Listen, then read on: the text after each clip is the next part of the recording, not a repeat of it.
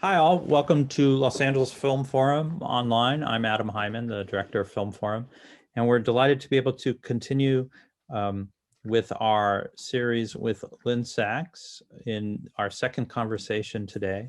A really special conversation with filmmaker Lynne Sachs, composer Stephen Vitiello, and writer and musician Sasha Frere-Jones. Before handing it over to Sasha to moderate the conversation, I'll just give you a bit on Film Forum. We're the city's longest running organization that screens experimental and avant-garde film, video art, unconventional documentaries, and animation, all independent, progressive, handcrafted work. We're in our 46th year. As much of what we show normally would be projected on celluloid, and that is not possible in these pandemic days. It's necessitated, as it has with all theaters, a change in our presentation style, which has affected us dramatically. And although we are showing works that can be shown now just digitally, I've been finding that the Zoom conversations are actually opening up possibilities that we might otherwise have financially be prevented from doing, such as tonight, where we're able to have 3 guests with us who are all on the East Coast, and we are here in Los Angeles and in other places in the country, as I can see from the list of who can attend. So that's one benefit, perhaps the only benefit of this sort of interaction. Now, Film Forum will be announcing a few more shows coming up. We're going to be doing 2 sets of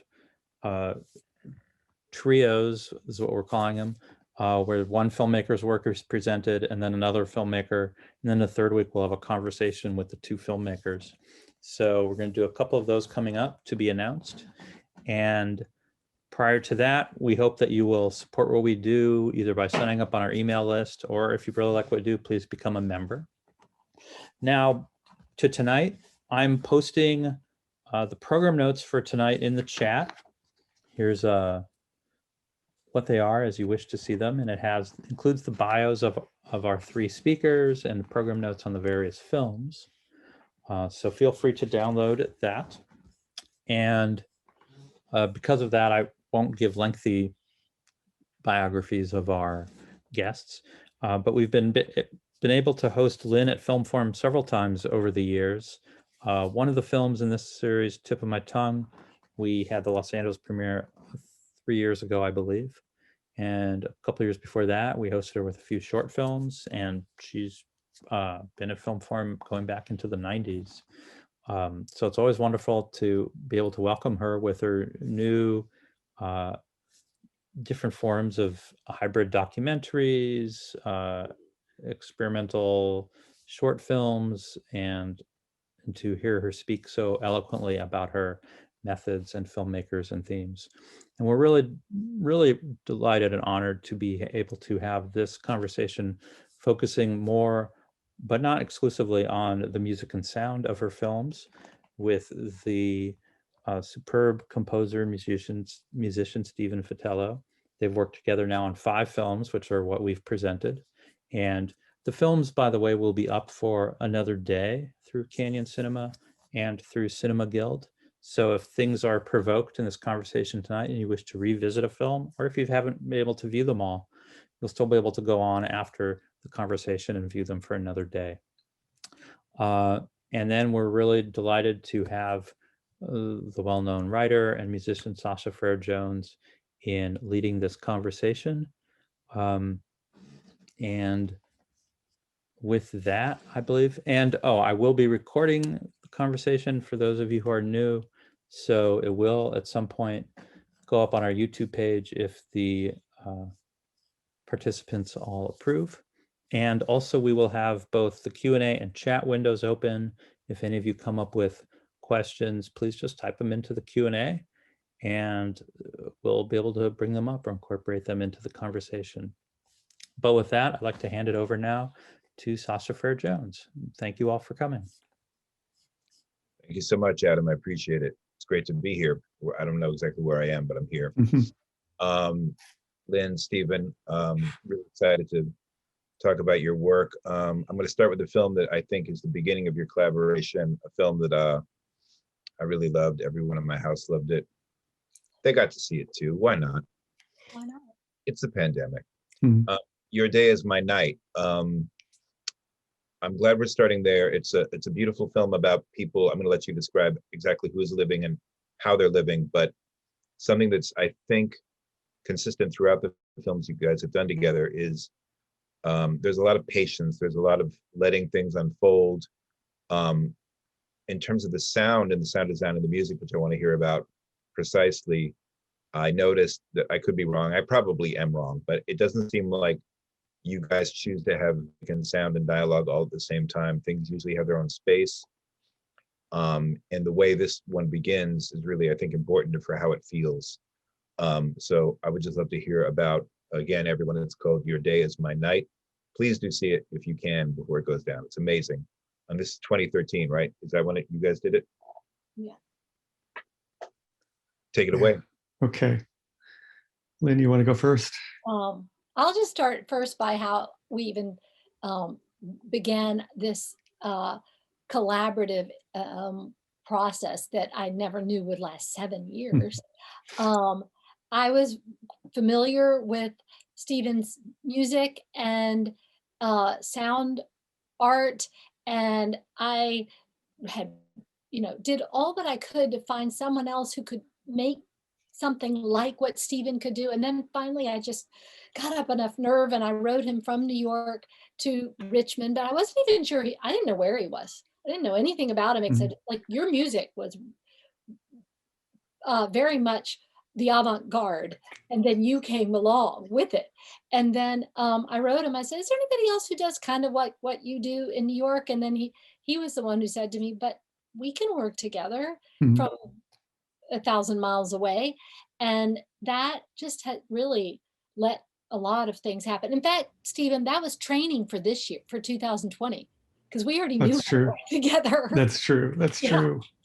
And as a lot of you know, little sound files can travel across the virtual magic carpet much easier. So I was really always interested in music being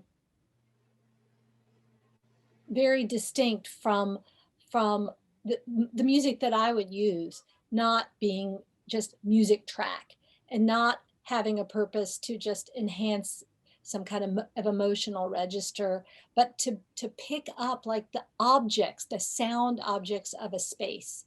And I felt like Stephen's work did that in a way the instruments were kind of secondary, or the instruments were imitating the sound effects. And when you work with Stephen's work, you can't, or tracks, you can't just separate them from effects the way usually a movie soundtrack is divided into dialogue, music, sound effects. And that doesn't make any sense with his work. And in fact, sometimes I send him dialogue and he just manipulates it. So. Yeah, and for me, that film, I mean, it was our starting point.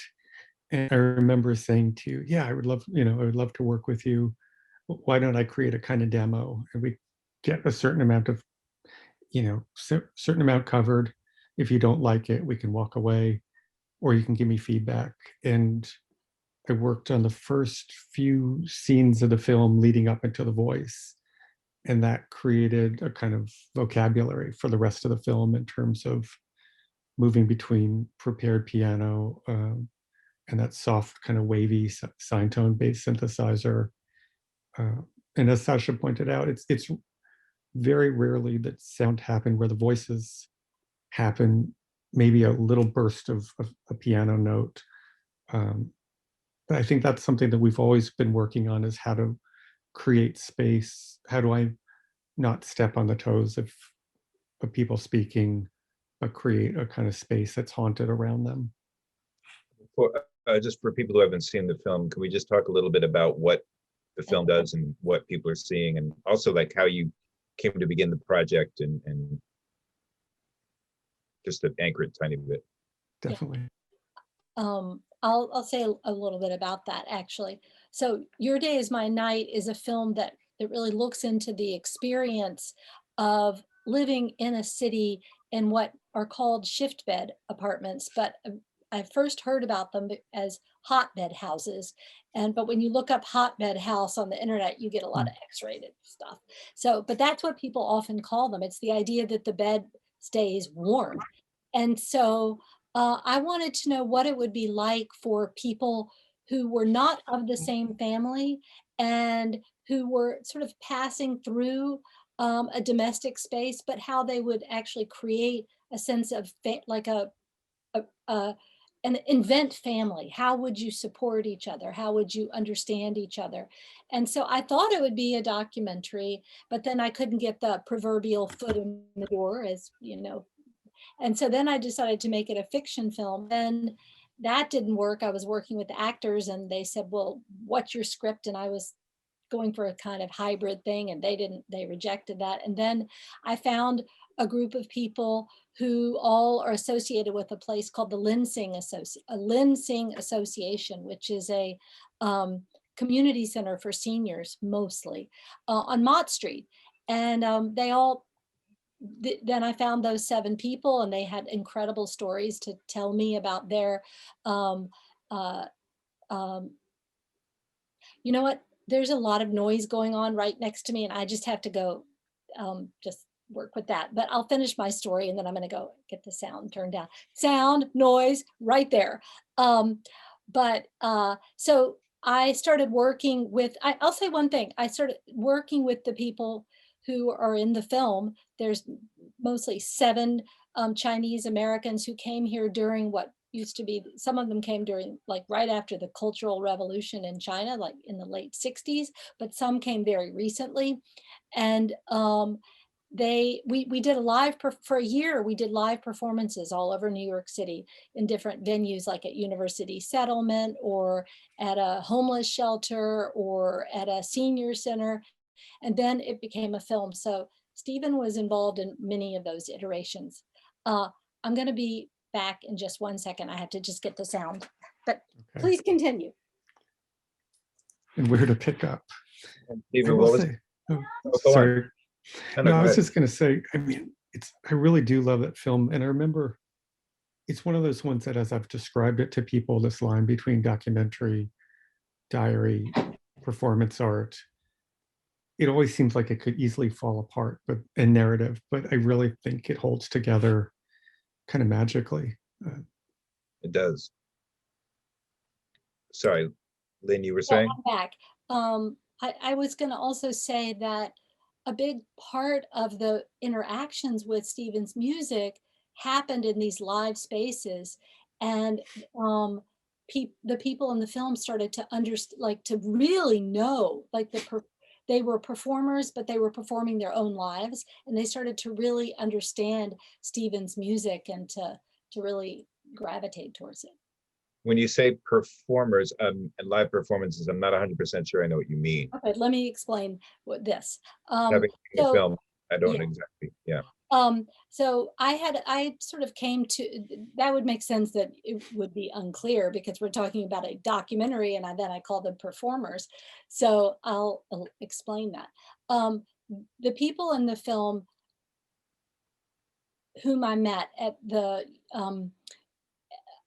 Lynne Sachs Association all participated with me on the level of doing a series of audio interviews. So I knew a lot about their lives. I knew how they had traveled here. I knew that one of them had lived in a closet for several months. I knew their stories from China. And then I took those stories, and then I created like monologues using those stories, but creating distillations. And then those became essentially like a script.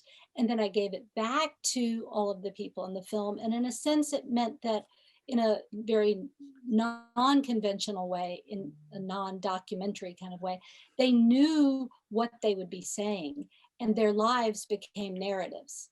And so then some of them memorized their own story, their own distillation of their lives, and then they would also improvise. So there was this kind of play between there being almost like a character, but the character was their life. So I ended up calling them collaborators, participants, um, performers, because we actually did it. If you've ever been to University Settlement, they have a wonderful performance space there, or we would do it at Kingsborough Community College. And so we would show clips from the film, or what became the film, and then they would actually do these performances with a bed and with sheets and with a lot of gestures and singing even. So except for the performing part, it's a bit like Kiarostami's Close Up, where you have a bunch of people and you recreate a thing that happened. Yeah, in a sense, because they're telling, well, it's not reenactment, but they're taking their stories. But then it was Right. all very Not reenactment, but yeah, but it's you're very, retelling their own stories. Yeah. that's a good way to put it. And so at what point, Stephen, did you come in and figure out how to add the sound and music to this? I mean, that's actually what I was trying to remember to ask Lynn, is at what point did you bring me in? You were definitely, was it about a year before it I was would say finished? it was actually probably around 2012, because we were doing some live performances and we used some of your music there. Got it. And then Sandy happened. And so that was at the end of 2011. So everything got sort of delayed because of that. But the music was integrated into both aspects. Yeah, and I think that's a really important part of how we work, which is, a lot of times the composer or sound designer both are brought in at the end of the project when everything is laid out. And I feel like you usually bring me in after about a third is done. And then I can have, I can grow with the project and I can influence the project, but I can also change as you make changes. And there's more room for dialogue. There's more room for the sound becoming a real character and element in the work, rather than just a pretty sheen on top or underneath. And there's the wonderful man who begins, maybe he's not the first person, but close to the beginning, who tells the story of a singer, being a wedding singer. Do you still, are you in touch with any of the people who were in the movie? Like, do you hear from them? Oh, all the time. I mean, we finished the film in 2013, but then we spent another year. It showed in New York. They would come to it, and we actually just at the end of 2009, no, beginning of, let's see, beginning of 2019, we had a screening at the public library in Chinatown. And I've actually been very, very, very involved with the wedding singer, Mr. Huang. Ever since I first met him, I've been involved in his immigration challenges, which usually I wouldn't talk about, except that after almost a decade of our knowing each other, we had a success. I went to probably 4 hearings in downtown Manhattan that had to do with his immigration. And sometimes we would get there and they were planned 6 months in advance, and we'd get there and we'd be really terrified it wasn't going to work out. And then the judge would say, I got to go, I have a dentist appointment. And then we'd delay it another 6 months. And at one point, one of his attorneys was arrested for poorly advising his clients to make up stories. And so then we had to get a new attorney and a new attorney. And finally, we got a wonderful attorney who'd actually seen Your Day Is My Night in China, because I did a kind of a tour with the film. So she was familiar with it. And she used the film a bit as part of his defense, because in the film, he's mildly critical of China and like what was going on. And he'd say things like, well, if you work, you'll make 86 RMB, or if you don't, you'll make the same. And so that seemed to work out on in terms of what the judge thought was like a reasonable defense, that to say that he might be in danger if he went back to China. So he just got his approval, and now he could stay in the United States. And it took years. So as soon as COVID or the pandemic is over, we're going to have another dinner party. So we get together usually twice a year, but as you can Wow. imagine, 2020 did not work out. So are you, well, speaking of being involved with the subject of the film, this is possibly a way too obvious segue, forgive me, but film about a father who, definitely you're familiar with the subject. Yeah. And in terms of Stephen's involvement, that's interesting because you started collecting, actually, well, let me ask you that. When you started collecting this footage, were you already determined, or you knew you were going to be a filmmaker, or you were already moving? Yeah. In what was it, 1984 it began? I was just 1984. I was kind of taking my first film class ever, and I was hanging out at downtown community television in Chinatown, where I took some of my classes there. I took one at a place called Global Village, you might have heard of, which was on Broome Street. I Yep. didn't study film at all as an undergraduate, and so I just thought film would be a chance to sort of be nosy, to be play with art, play with photography, play with writing. It just sort of would hold anything that I wanted to do.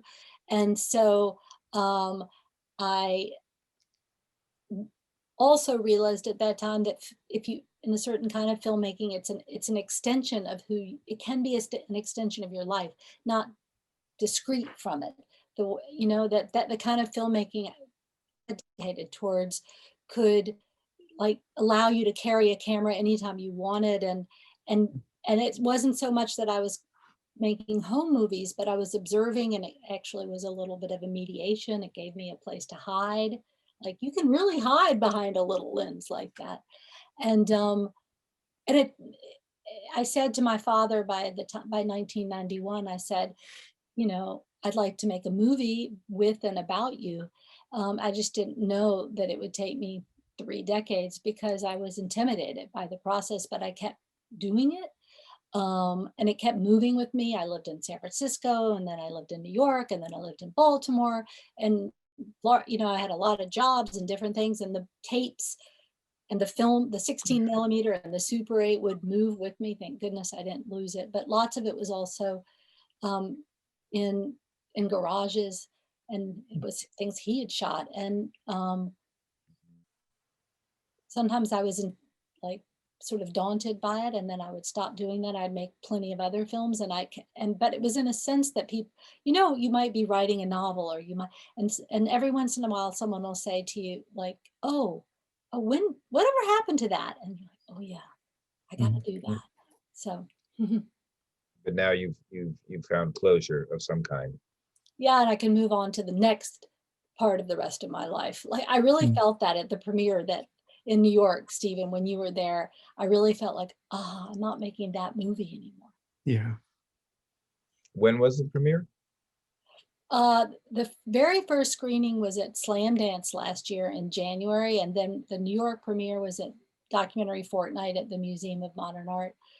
But one of the things that happened with Stephen on that film was that he would, it actually worked in reverse. He would send us pieces of music, like, and then we had to meet him.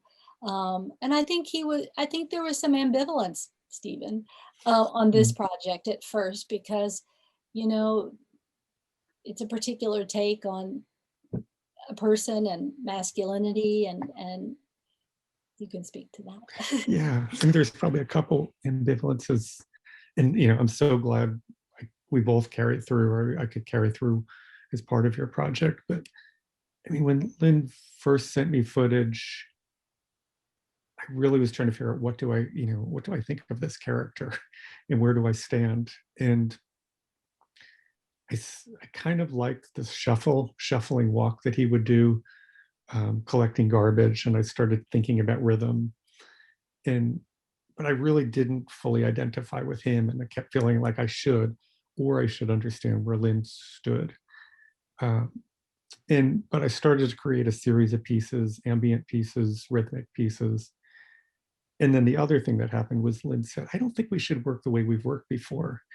And we talked about a kind of Godardian approach thinking about appropriation.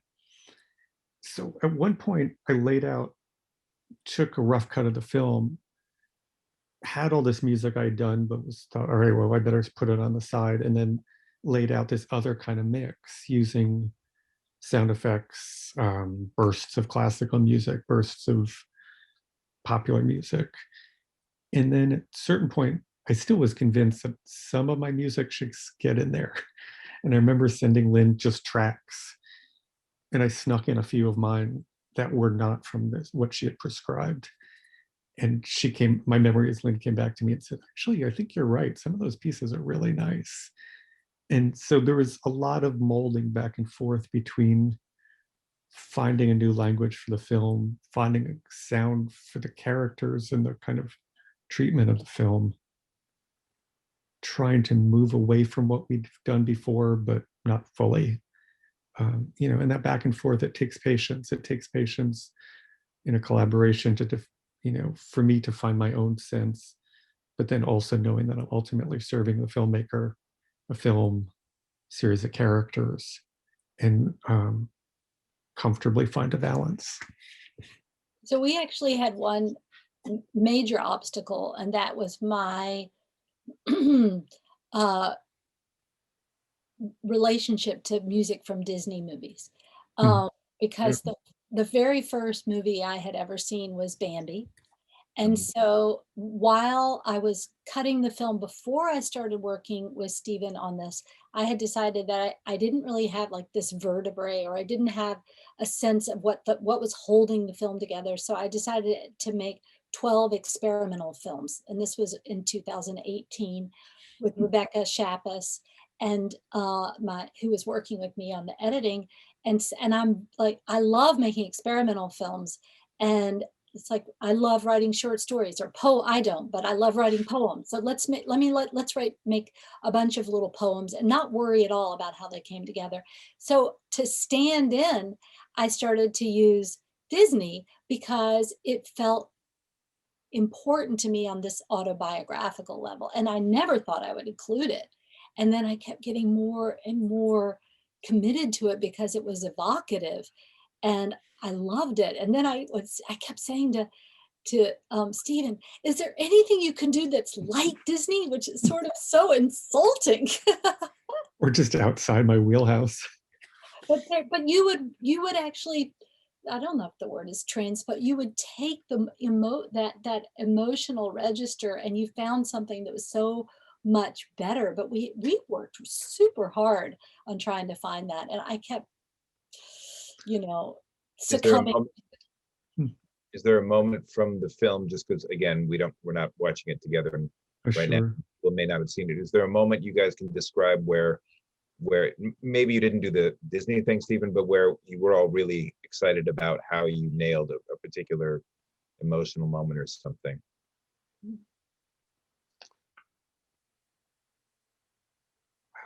It's one of those ones I'm going to shout out in the middle of the night, like in 2 hours or 3 hours from now. Right. There's a point in the film where my father is dancing with my grandmother, and it's in this darkness, and there's a way that my father's wearing a tuxedo, and it almost feels like my grandmother's wearing this long kind of ball gown, and it's so forced, and especially in the context of the film. And there's this way that we have little bits of Disney in there and little bits of, but actually Stephen's music kind of takes over. And so there were like there are other moments, for example, when the mountain, I used this conceit around a mountain it was actually exploding because it was a quarry. And so again, you get this sense of like, that's something fantastic that you might see in an animated film, but yet it's something else. It takes you into one thing that Stephen's music does for me is that it takes you into your mind. It takes you into what is happening, but then you go into a thinking process that isn't just kind of forgotten, but it allows you to contemplate what has happened up until that point a lot of times. and you hear the, I think it's really important to hear music in film. And it's such a shame that people don't, like, I don't know why. It's like people are trained to stop. They hear it. No, what it is, they hear it, but they don't listen. And I want people to listen also to the music, like it's as we said, like a character. Remember when it, oh, sorry. No, go on. I was just going to say, when it premiered in Utah, there was a lot of audience who's also connected to the family. And I was standing up on the stage with Lynne and Rebecca and felt like maybe people didn't even notice that there was music. And I said, you know, I'm here as a composer, but most of you probably didn't even notice because it's fairly ambient in background. And I swear, like, the whole audience just shook their heads. And, you know, people said, no, we were very aware of it, you know, because it fills small moments. But I was really proud and excited to feel like people who probably don't listen to the kind of work I do and aren't always listening to films seemed to feel it. It's a very immersive film. I don't even remember the sound cue, but I just have to give a shout out to the remarkable sequence of your father with the cell phone while he's skiing. Yes. I couldn't really I have not gotten that out of my head. I just, Yeah. Well, I'll tell you, that is from kind of like a commercial that I did not shoot, that we found an old VHS tape that I think was a commercial about property, or like they just use, you know, here's this guy like who lives the life and, you know, in Utah skiing and doing business with these cell phones this big. So that was actually like a pre-make kind of that's a gem. It seems like the kind of piece of footage that someone would, you know, lovingly, faithfully recreate now for a comedy skit, but it's actually a thing that happened in real life somehow. Yeah. But Stephen, when you were talking about sound and music as character, you've also taken, I think you have 2 albums worth of this material. Is that true? That's true. And how do you feel about it as work separate from the image, and how people reacted to it? Or do you have a set of feelings about how it, I mean, I love them. I've listened to them all week as Thank you. As music, as sound, as a soundtrack for watching people spray graffiti on the building across the street. It's made me very happy. We haven't had any anti-gentrification stuff in a minute. So anyway, that's neither here nor there, but no, thank you. I feel really proud of them. And it's funny because almost everything I do, whether it's site-specific sound installations or soundtracks or duets with music friends, is kind of a call and response. And so I feel like the music I made for Lynne's films is a response to the films and Lynne's themes, but I also think it feels like to me like an album that you can listen to without knowing the films. And, you know, in some cases, some of those tracks are 6 minutes long, and you know, there's only 25 seconds of that 6 minutes in the film. But I would just, it's sort of how I work, which is knowing there's a section I have to do, use that as an excuse to play. And found, you know, when I first started compiling for the label Room 40 in Australia, who asked me to do the soundtracks, I came up with 300 minutes of my favorites of music I had done for Lynne, which is, you know, ridiculous because I was thinking I needed about 45. But there's long passages that I do feel like stand on their own. And again, like anything, that it's a response to certain things, but I don't think you have to. I think it can be connected to the films, but it also can be without the films. Room 40 is a great label. Lawrence is a great man. Yeah, for sure. Hey, Sasha, I'm going to ask you a question. Uh-oh. Yeah.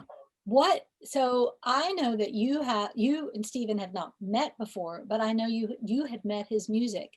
And so I wanted to ask you if you could talk about that before, Sure. like how you'd come across it and your. I think Lawrence English, the musician, writer, photographer, sound recordist, who lives in Australia. I met him years ago at a festival in Poland. He's just one of the most delightful people around. He's just, I love him. And anyway, he's been sending me music for a while. And I think, I'm going to get the name wrong, Stephen. I do, forgive me. the bass A thing. buffalo bass delay. There we go. Buffalo bass delay. That's why I forgot it. My wife and I, my fiance, whatever, were listening to it a year ago, maybe more than a year ago, and we got into a loop of listening to it over and over again. And it occurs to me now that you've asked me the question and we've been talking that you and Stephen both work in a way, it's almost like instantly like a hyphenate, like it's documentary, but it's not documentary. And Stephen makes music where you could say the awful A word, you could say ambient, but it's not really ambient music because there is no such thing. And they live in this hybrid space that I tend to be fond of. I like it when people make essays as movies. I like it when they make, you know, I don't, that's a thing I'm drawn to. But there's a sensibility to his music that feels very much like it's in, everyone online is making fun of the phrase liminal space. And I'm glad they're making fun of it because they should, and no one should say it. That said, we allow it. Yeah. kind of a liminal space with Stephen because it's very much there and not there. And that's a very tricky thing to pull off.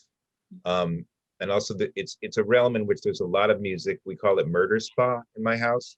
Like it's kind of makes you feel good, but then it's kind of grouchy and there's a lot of pink noise and it's incredibly easy to make too. I'm just going to say it. No offense to anyone making murder spa, and Stephen's music is not like that. There's a great amount of attention played to the changing, even though it's minimal. And I really fell in love with that particular album. And then I sort of made a massive playlist. And then Stephen and I somehow ended up corresponding. I don't remember how. He was nice enough to give me some more of his music. And now I just have a massive Stephen Vitiello playlist that we play kind of a lot because it works. Oh, thanks. Well, I was going to say something about a word you used, which was changing. And I think in ambient music, if I understand it correctly, the point is to have these gradual changes that you don't notice. Like if you're walking through a house and all of a sudden you were in a different room and you didn't notice, you didn't realize you had changed, you know, that you get so lost in it and the transitions are super long. And I feel like with Stephen's music that he has these fantastic abrupt changes within the pieces. And that's something I've actually tried to do with the film, is not to have like scene changes because the music change, like to allow each of his, when I was editing with Sean Hanley, when we were editing Your Day Is My Night, we called them the gutters, or like these little vessels, when we were working on the soundtrack. And traditionally, if you look at the music that comes in with a film, the only long piece of music in a film is the beginning and maybe the end with the credits. But in most of the films that I've made with Stephen, I have much longer pieces with his music that are as long as the dialogue tracks. And so actually Sean and I would look at it and we'd say, oh, we don't have a long Stephen piece yet. And so we wanted, and those pieces actually have their own shape. They're like little scene builders in and of themselves. They're not glue or like just hole filler. They're never hole fillers. And I say that because I could see those holes, and we'd always say, no, we can't work with, we can't have just a 10-second Stephen piece. It has to have like its own shape. And that was something that I've really tried to do with your music. It's really interesting. One thing about attention and change, the pandemic has certainly given us a lot of time at home. And so I've been listening to more music that I don't know what to call it. Quiet music, let's call it that for the moment. And Stephen's music fits in there. And one thing you notice if you listen to some of the various people lumped under ambient, you know, obviously including Brian Eno, and then lots of other people who, well, they'll remain nameless.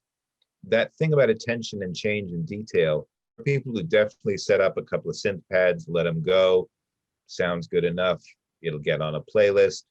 But the people who are making music in whatever this quieter music, without, you know, definitive beat patterns and chord changes, the same amount of attention has to be paid to any piece of music, whether it's a jazz combo or, a country band or a metal band. So if you're spending time with this music, you can hear the composer paying attention to it or not paying attention. And you'll find yourself getting grouchy about somebody who's just set up a bunch of, generative sequences and walked away. So with Stephen's music, I hear that attention to detail the whole time. It's not like somebody walked away from the desk and just let it run, which is easy to do with this music. It's very easy to cheat, especially with generative stuff, which I don't think this stuff is, but Stephen can tell us. No. Yeah, so I think it's really interesting. And in film, there's that strange heightening, when you see a song that in a film, but instantly it becomes incredibly emotional and you're just moved and you're like, wait a minute, I know this song. Why is this song making me so, like, why am I so caught up instantly? And there's something about the way the screen works that it just heightens how you feel about everything in the frame. And so you would notice in a film if somebody's music was really not doing the trick. And so it's a great, indication of a music's value is that you can put it into a film, long chunks of it, and have it work, because a viewer would absolutely feel strange if you didn't just nail it. Yeah, and I think, working with time is so critical for me. And even as a teacher, I teach at a university here in Virginia, Commonwealth University, and my students, will have a sound, and I'm always talking about how that's a nice sound, that's a nice thing that you've brought. Now, how are you going to move it through time? And I'm not coming from a compositional background. They're media arts students, animators, video makers. And I think for me, having worked with Pauline Oliveros and having Pauline just set the simple task of listen, which seems so easy to dismiss, but it taught me enormously to listen, to be in the moment and feel when change should happen. And that's the same thing that I try to bring into the classroom. And how to have something, but it's only going to be so interesting if you don't know how to move it. Well, actually, I don't even know if we've ever talked about Pauline Oliveros, but her Maybe work not. is so important to Definitely me. talk about Pauline Oliveros. Yeah. Always. And her sonic meditations are something I want to invoke. Next party I go to after the pandemic, we're going to do some sonic meditations. But one of the things about her work that's so important to me is the way that she frees the people who are supposed to be playing her music, and she gives them will. And that is, when I heard about that she allows a person in a chorus or a person even in the audience to push everyone else into a direction they might not have been able to go, that has to do with the element of surprise, that you could even go back to why do you like documentary? I like it because it puts obstacles in your way and you have to figure out your way around it, or it makes you go in a new direction. And that give and take was so even going back to how Stephen and I work, where he would send me something and then I had to run to catch him. And usually people work with in cinema, it's the musician, it's like you actually use the word service, and I never did. But I don't see what you did. You made me work.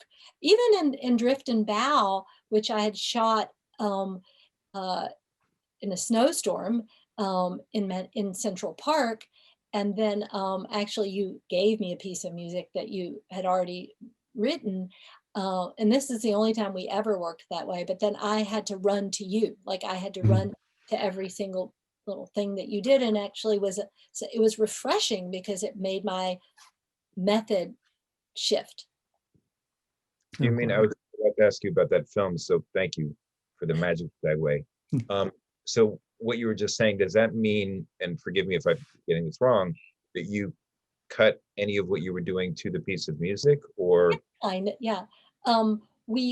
So I had shot all this Super 8 black and white footage, and gorgeous. Oh, thank you. The viewers at home, do it. Yeah.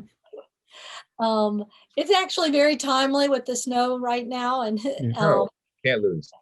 Yeah, and it could be timely in the summer when you're missing the snow, but I did I send you? I don't think I sent you the footage. I just said it was Snowstorm, and he had Mhm. something from 12. Is it called 12K? Is that the name It's of a it? record label, and it was a record I made with my friend Molly Berg.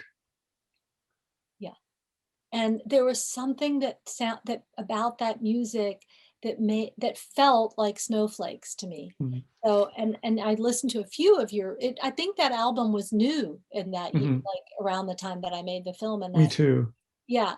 And so it was kind of done like a music video, like here's the music and I'm going to bring the image in and I'm going to cut it to that music. So it had to be the length of I think I used the whole piece of music. Me too. You did, So yeah.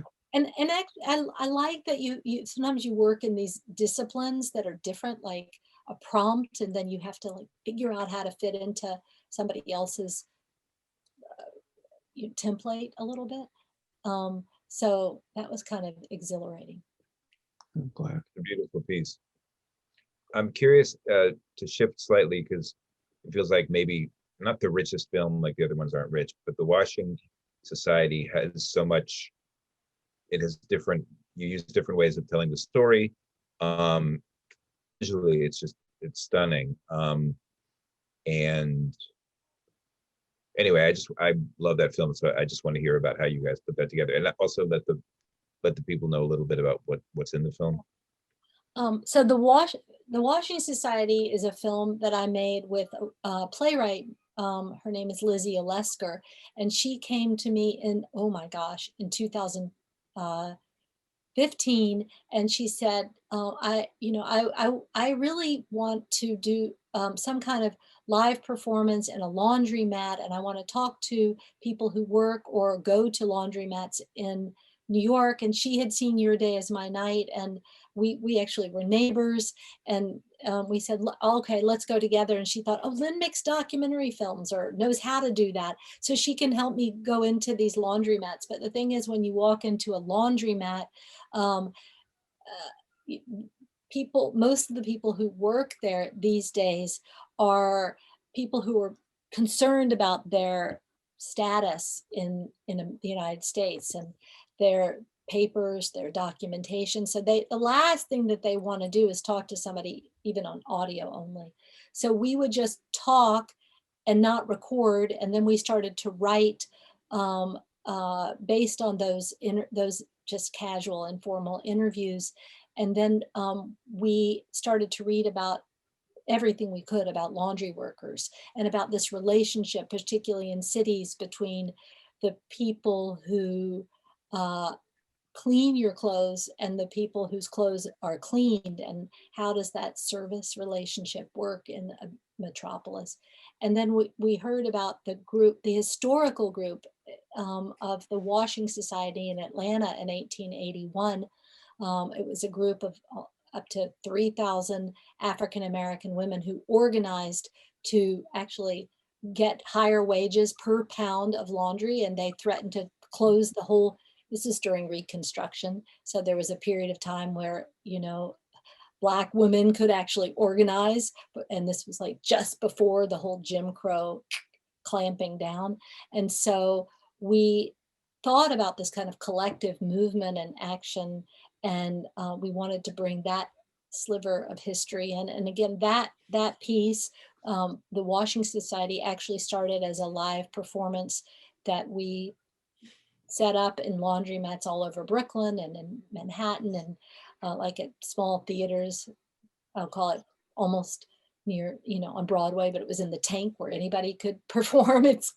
But we just took it all over the place, and then it became a film. So it started out as a performance called Every Fold Matters, and then it became the Washing Society. And Stephen's music was thoroughly a part of that for years. We thought we were done, and then I kind of said to this whole group of people who were like sort of our company, I said, well, what do you think? Could we make a movie? And then that added 2 more years. So that was a long project, Stephen, and you were there for Yeah, the whole thing.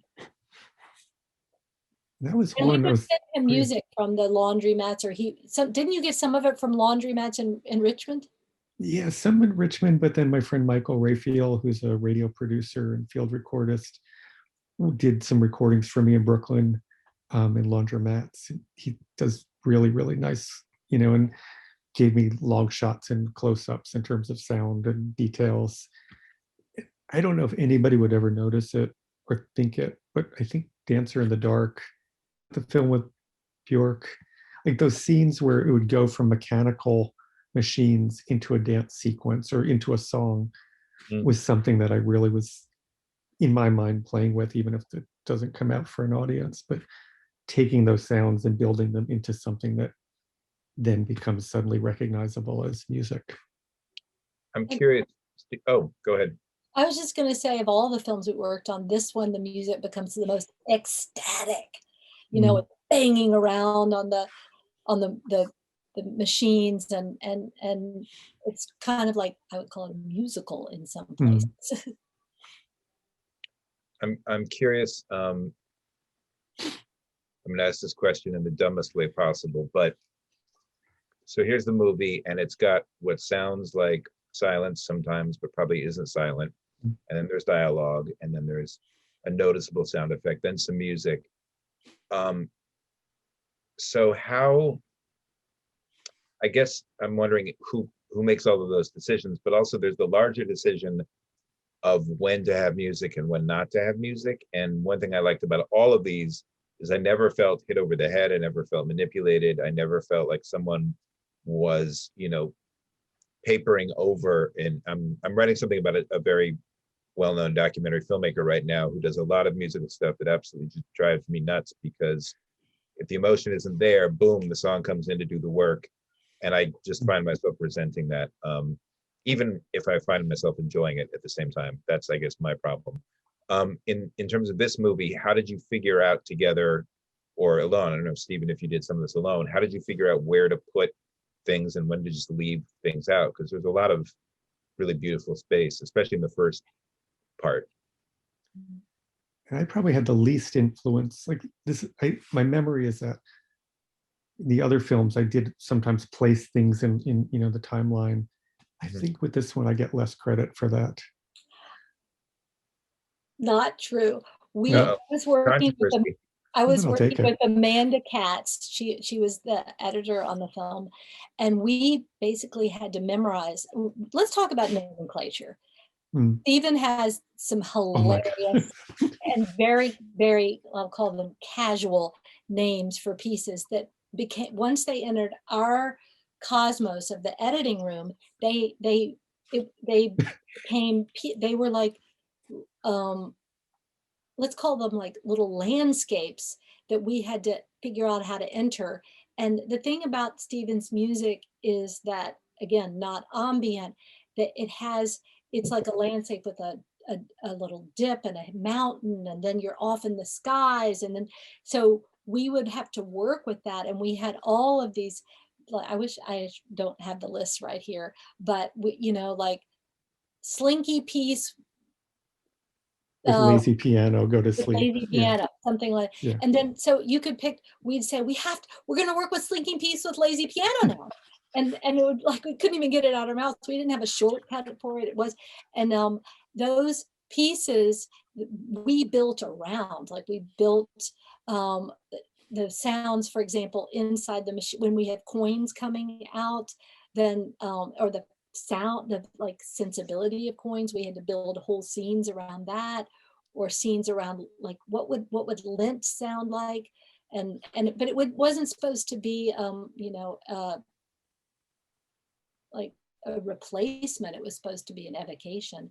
So we actually, Stephen, your music really directed us in many ways. Wow, thank you. Yeah, that's where are we in terms of time? When do we see. I don't know if we got an audience soon or anything.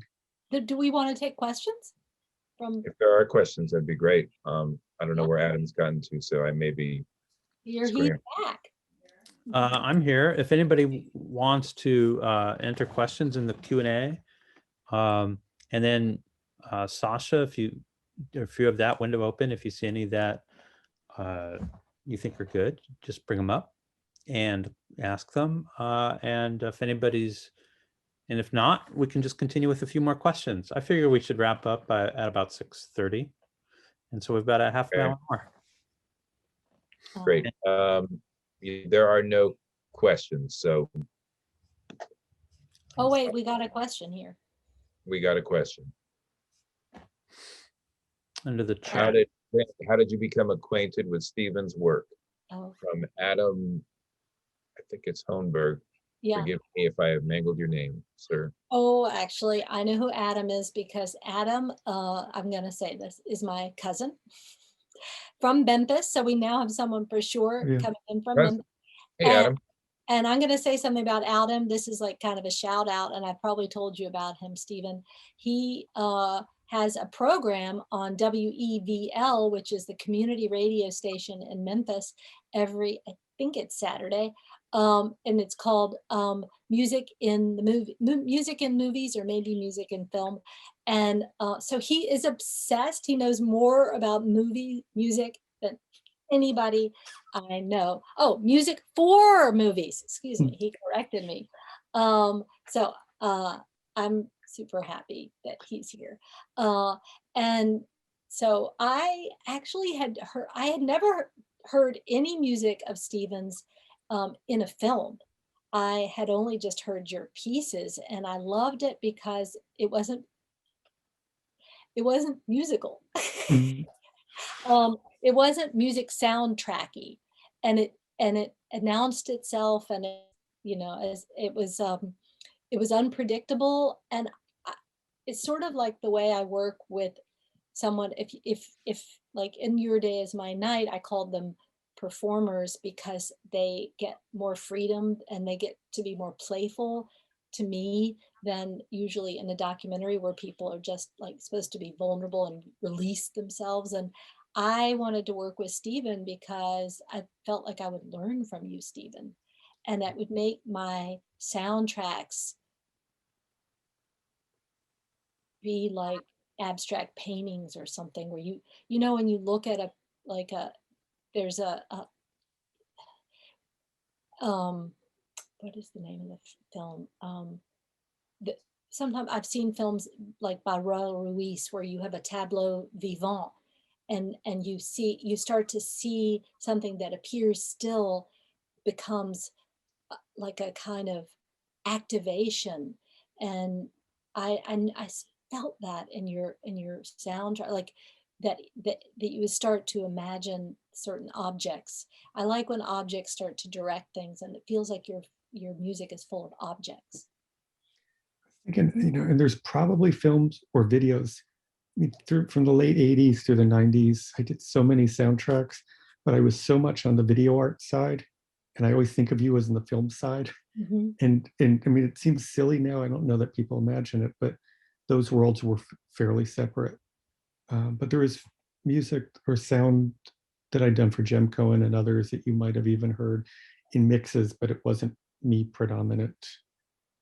I was somewhere in there. It's a really interesting distinction. I haven't thought about this for a moment, but in museums, the video and film departments would be separate. But does that distinction mean anything anymore at all? Historically, it does. Oh, go ahead. I was going to say there are people who make, let's call it moving image or media for galleries, and people who make moving image for theaters. And I would say that's more of the distinction that has to do with the reception and the audience. In some ways, I'll say it has to do with whether the audience is still or moving. And I think that's like, I think that has actually, I hadn't thought about it till you brought that up, Sasha. But in a gallery, you have any sound is probably only heard for just a couple of minutes. And I feel like your work, for me, takes on like a kind of trajectory. We talked about time earlier, where it has like a peaceful passage and then a crisis. And I mean, it's not like a symphony, I'm not saying that, but there are things that happen in that register. And if you were in a gallery, you wouldn't know it. Hmm. Unless they happen to have some seats. And I mean, that's why, but video art in some ways became gallery art. Would you say, does that make sense? I think so, but I think the technologies, I mean, I don't know, I'm teaching a grad seminar at the moment. And if we look at a Joan Jonas video work, it's a very different work than a Joan Jonas film or Vito Acconci or Bruce Nauman. And it wasn't just the technology, but people's use of the technology. Mhm. And sound in video is also way more often integral in those works. And film coming out of a silent history, video not coming out of a silent history. It occurred to me, I want to get to an audience question, but So please. because this the cycle is changing. I mean, of Arthur Jafa's Love is the Message, which is constructed largely from YouTube clips, but it's a gallery piece of art. It has to be officially by, say, Gavin Brown or I forget who did it last year. But of course, there are images of it on YouTube of people with phones who filmed it in a gallery, and it's not radically different from the print itself, if there is such a thing as a print, because the original signal is iPhone footage and YouTube stuff. And watching that sort of feedback loop happen, it's also became an extremely popular clip, which is unusual for a piece of gallery art. And I just remember watching the online screening of it right at the beginning of the pandemic and thinking, like, wow, these lines have really just collapsed, because the sources and the editing and then the hosting. I mean, I like that, Lynne, what you said about, is the audience still or moving? Well, in this last year where nobody's moving, the flattening has even gotten flatter. And I would be hard pressed to explain to a normal civilian, like, well, this film, like, how do you create it? How do you make the context make sense to anybody? Because at some point, it now feels like everything is competing in the same box, which is in some ways good. But that is, as they say, more of a comment than a question. But I want to get to Lisa Lehman here. Says, Stephen, what do you want from a filmmaker if they're interested in working with you? What can a filmmaker do to communicate their intentions or hopes? Good question. Oh, It's wait, a good question. Or another way of saying, she followed it up. Or another way of saying it, what do you wish filmmakers would think about in creating a sonic scape? Thank you, Lisa. Yeah, and I think part of it, I mean, a lot of it is really about the dialogue. In terms of how I work, if someone approaches me out of the blue, first is I have to figure out if I'm interested in what the work is. And then speaking to them, do I feel like there's a compatibility? And then I also really like a back and forth. I like someone who is thinking about sound and giving me space, who in some ways is letting me do what I do, but is also giving me critical feedback. And that's something that works very well with Lynne and I. I mean, I think some of the worst relationships I've had is where someone doesn't know what they want, but they keep telling me no because they're waiting for me to figure out what they want. It helps when people know what I do and can give me rough references, like, I like this score you did for the choreographer Dean Moss, but I would never want something as rhythmic. And then immediately I can say, I hear a space. I know what you're talking about. And if there is compatibility, you develop a vocabulary, and that vocabulary may come from art, it may come from music, it may come from like sharing lunch and just, water that was too cold, and that becomes a reference for a certain kind of tension. That's not an exact answer. Even, people often talk about the music track and they say, well, then he scored it or he composed it. And you've always been really interesting and articulate about that. And even as when I was posting about this event, I always say sound artist. And I think how you identify yourself has to do with your process and your relationship to the image, which is what you don't do. Definitely. Yeah, and I think I'm closer to thinking conceptually than in musical terms. Um, and perhaps that's why I hold on to that sound art title. I mean, I always maybe feel a little embarrassed by the term composer because I don't feel like I have the training. On the other hand, I was in a meeting with an academic music person recently who said, well, it's not composed unless it's notated. And I wondered if he had been paying attention to, like, I don't know, John Cage and others going back to late 30s and developments in what musical composition is. So I contradict myself, um, but somehow I try to make work and find confidence and find my place. It's actually interesting to me that you brought up John Cage, because I feel like that we kind of throw each other into a cage mode in many ways, Mm. where we like make ourselves bring in live radio, like little bits of radio, and then we have to meet that. I always loved that he said, well, why would you listen to Beethoven 10 different times where you the same, even when you could open the window and listen to Sixth Avenue. And I felt like every time I want to explain your work, it's Sixth Avenue music. Mm. I'll take it. Thank you. That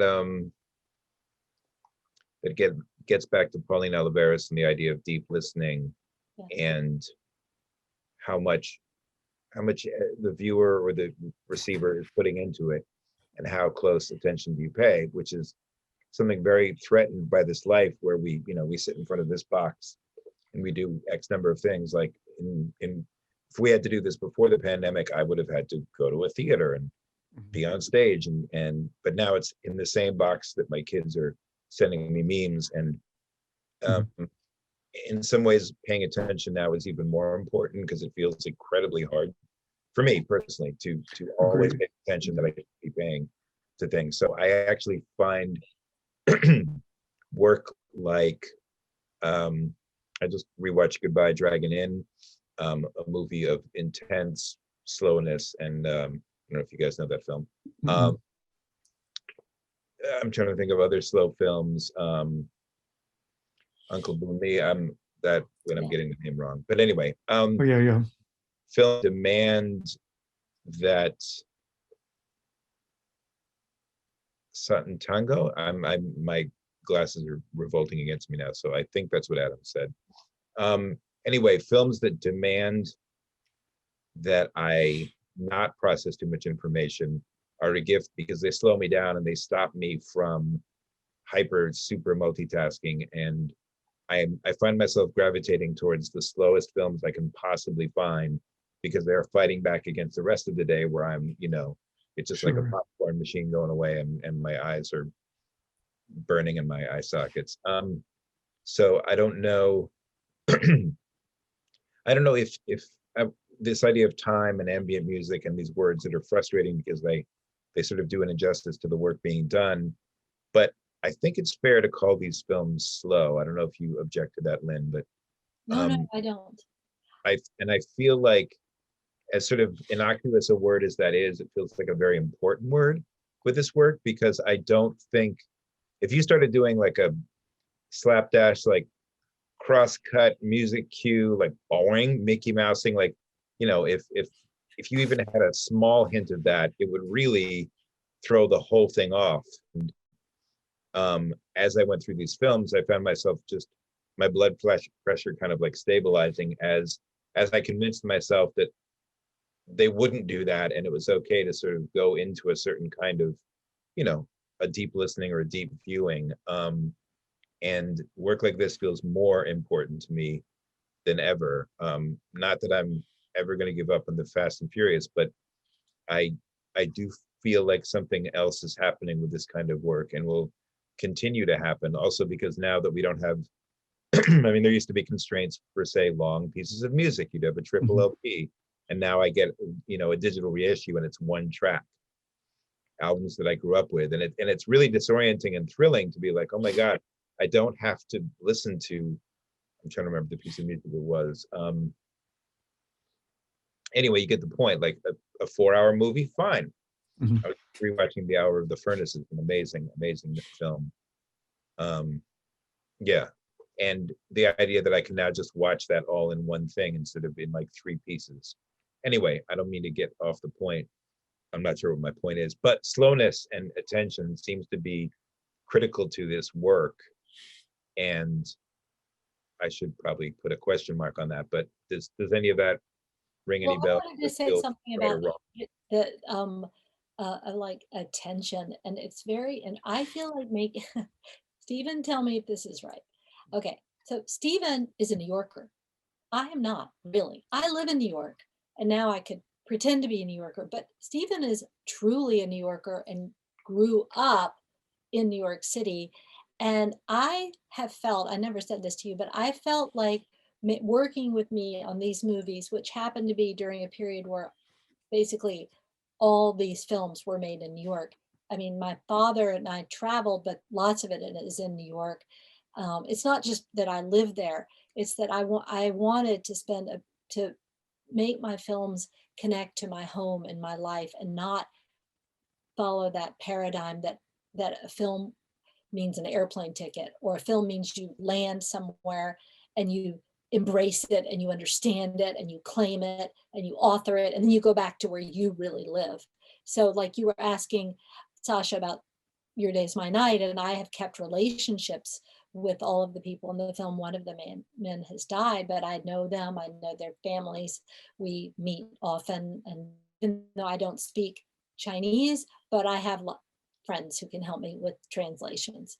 And that's how our relationship in that film has worked. But Stephen, it's interesting because he's now in Richmond, but I'm just wanted to ask you if somehow, because you have to have attention to New York without having New York outside your window, it seems very particular in some ways. Like you have to connect to your childhood or something else.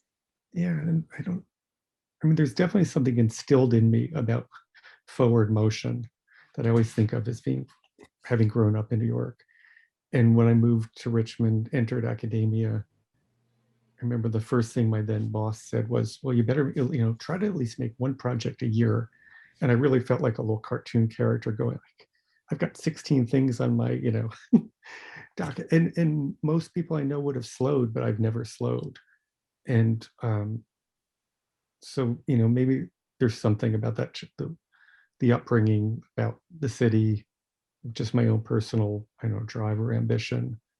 The thing that changed me somewhat as a New Yorker, though, was field recording. What I'm maybe most known for, the World Trade Center recordings, which were kind of field recording, but strangely that led to an invitation to do sound recordings in the Amazon. And that was the first time I was out in the field, out in nature, listening, and that changed my whole perception of space and a beauty of the world. That probably would bring us off way too far into another talk, but just to say that I still have that New York drive in me, but field recording was something that's also helped me transform. And there's When you so many, say oh, I was just going to say, okay. there's so many music composers who would not be interested in field recording. Mm. Lawrence English is very interested in field recording, but when you said the World Trade Center recordings, I don't know what you mean. So I was part of the Lower Manhattan Cultural Council, had a residency called Worldviews, and I was part of the residency in 1999, where I had a studio space on the 91st floor for 6 months. And the recordings I did of the building, just the sound of the building, became this kind of signature. And I was in the 2002 Whitney Biennial with an installation that was the sound of the World Trade Center, recorded right after Hurricane Floyd peaked. And that project, even before the World Trade Center fell, was kind of this transformative time. I went in thinking of myself as a soundtrack musician, and I left that residency thinking of myself as someone interested in doing site-specific projects, and started to get opportunities and Postmaster's Gallery had said, we have a hole in the floor. Do you want to make a piece for the hole in the floor? And just paths started to open. And then at the same time, I did an album for the New Albion, that label, and Pauline played on it. But it really changed my thinking conceptually, and even my own identity as being my own person, and not just the person who worked with others. There's another piece that Stephen did that is part of the permanent installation at Mass MoCA, and that piece actually, and maybe you could talk about that piece, because it was very important to me, because I saw it around the time that I was beginning to work on the Laundromat, where every fold matters, and then the Washing Society. So this way that it's like you could record things inside the machines. Like, you know, how you try to say, well, what would it sound like to be in the water, in the machine, and not just outside of it. And seeing that installation was so important to me. I'm glad. Yeah, I don't know. I hope it always closes for the winter. I never know year to year if it'll open again, but I think it's been up there since 2011. It fills a boiler house. So it's a sound installation that fills an entire building.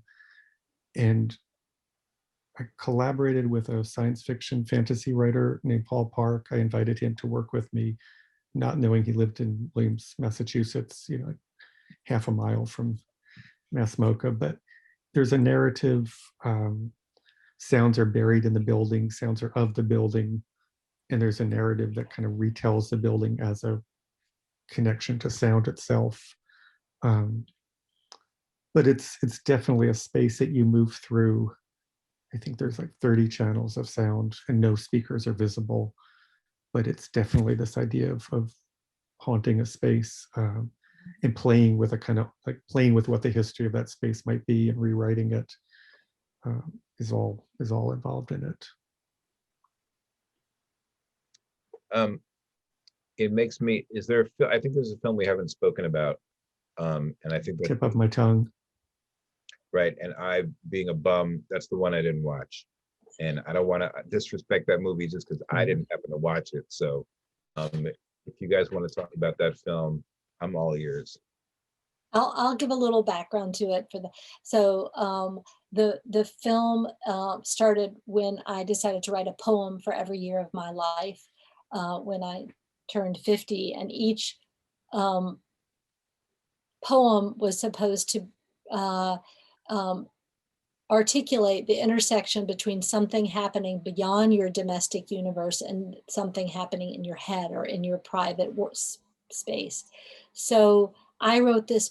It was actually was published in 2019, called Year by Year Poems, but simultaneously I decided to make this film, Tip of My Tongue, which was looking at those years through a group of people I found over like years of searching, a woman from Iran, a man from who had lived those same years but had different crisis points or different events that charged them or changed them or transformed them. And so that was actually really a hoot to work on with Stephen, because we could take the like archival material of like the Clarence Thomas hearings with Anita Hill, which is, or just the tidbits of material that came from Neil Armstrong's landing on the moon, or sounds that I had recorded at Occupy Wall Street, because it covers a half a century of, and then Stephen would shape those. And then I actually built scenes around sounds that he recorded, and that he created musical pieces.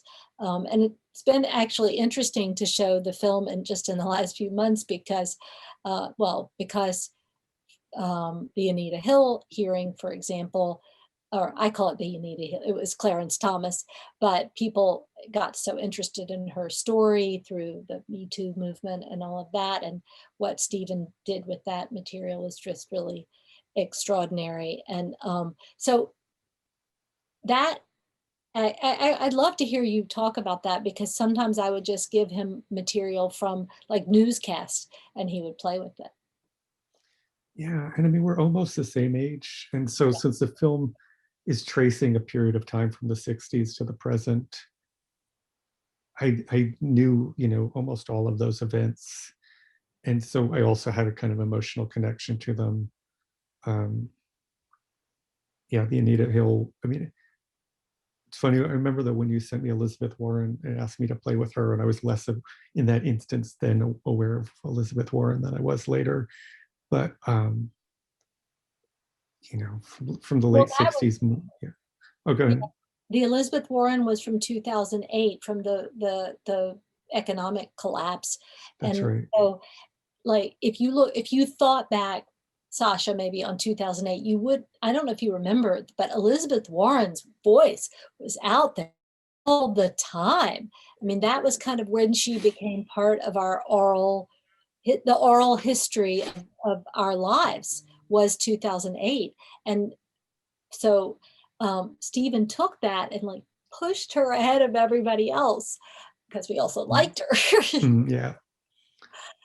Yeah, Yeah. and that's actually a moment on the two soundtrack releases. There's a Elizabeth Warren track and an Anita Hill track. And maybe if someone doesn't know the films, those might be a confusing moment if someone just downloads the albums from Bandcamp. But I'm also manipulating and playing with them in a way that's probably still familiar to the way I work with other sounds in the albums. Can be a good kind of confusion. In the few minutes we have left, I have a question. You each get to pick. Well, Lynn, I'm going to ask you to pick one film, not yours, and Stephen, one piece of music, not yours. That it doesn't have to sum everything up. That'd be ridiculous. But if you wanted to help somebody sort of figure out your work, but also find a way into other work, and something that means something to you, what would you pick? I apologize for asking a dorky question, but sometimes it works. It may work today. I like Dor. That's a good. I accept the failure if it does not. You go first. Okay. I mean, I'm sure I'll figure out 60 other ones, but just the gut reaction first thing that came to mind Exactly. is there's a French composer named Michel Bakanowski, who was connected to musique concrète, which is not even a medium that I love as much. But she has this beautiful piece called Taboo. And she recorded overheard these women speaking and took their conversation and took the mundanity, as she describes it, and transforms it into this 18 or 17 minute piece that builds, it gets terrifying at times. It's beautiful. And it just comes from her own moment of observation and wanting to take that and to transform it. So it's, if you dig on YouTube, you'll find it. It came out as a 3-inch CD some 20 some odd years ago. I bought it from the GRM Bandcamp. You're kidding, great. No, it's within the last week. It's a beautiful piece. Yeah, I think so too. I'll put it in the chat. Could you repeat that again? Yeah, I'll put it in the chat. Oh, great. But it only just recently in the last year or so went up on their Bandcamp page. That makes GRM sense. doing all kinds of amazing stuff. Anyway, great choice, because I Thanks. happen to know it and love it. But That's good. Oh, I can't wait to hear that. it's amazing. I'm going to just talk about, gosh, there's a part of Chris Marker's film Sans Soleil in which he is in, he films a lot in Japan, and he has a kind of awe for things Japanese. But there's a scene that he calls the zone, but you don't know why he calls it the zone. And well, you do know, because it's like the zone of being removed from your now and falling into machines, like whether they're video machines or televisions in department stores, or like tunnels with flashing lights. And he does really, your question, did the door key question, as you called it, Mm.